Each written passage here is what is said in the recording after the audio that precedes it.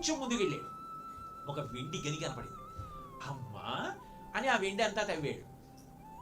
వీధిలోకి వచ్చాడు, పట్టణానికి వచ్చాడు, అమ్మాడు. ఇంకా ఐశ్వర్యం వచ్చింది.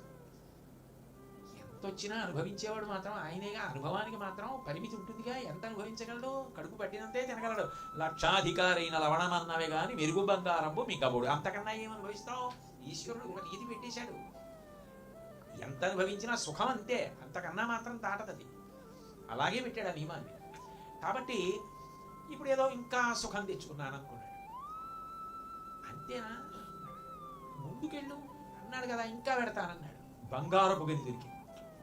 ఇంకా ఆయన ఆస్తి ఏం చెప్పాలి నేను?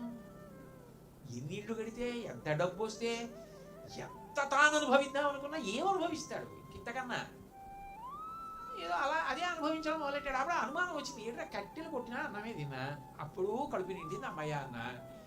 చందనపు కర్ర అమ్మినా ఆ భోజనం కొంత మారింది అబ్బాయి, ఇవన్నీ తిన్నా, ఇంతకు ముందు తినడమే అన్నా. వెండి తెచ్చా, అంతకన్నా ఇంకా కొన్ని ఏవో తెచ్చుకు తిన్నా. అప్పుడు తిని రుచికి ఆ బాగుంది అనుకున్నా. మిగిలిన సుఖాలు కూడా ఇంచుమించు ఇంకా అంతే అలాగే.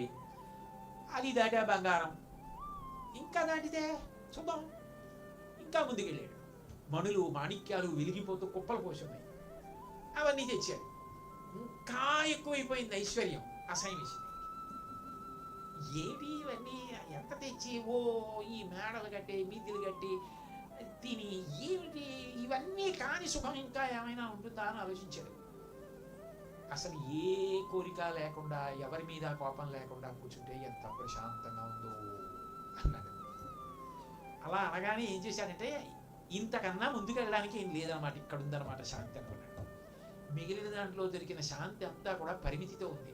ఎందుకంటే ఇది ఎవరికన్నా తెలిసిపోతుందేమో, తేవడం చూస్తాడేమో, అలాంటి భయాలు అందులో దాగి ఉన్నాయి. శాంతి పక్క అశాంతి నీడ ఉంది. అక్కడ సుఖం పక్కన భయం ఉంది, అది దుఃఖం. కానీ ఇక్కడ అదేం లేదు, కేవల శాంతి.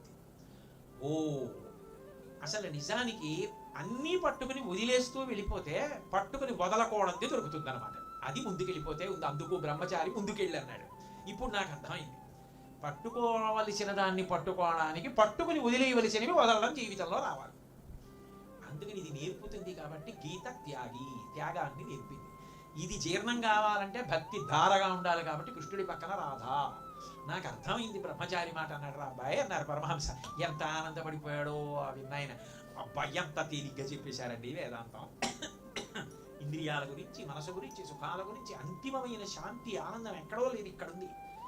కామంతో కర్మ మొదలుపెట్టి నిష్కామ కర్మగా మారిపోయిన నాడు అక్కడుంది ఆనందం.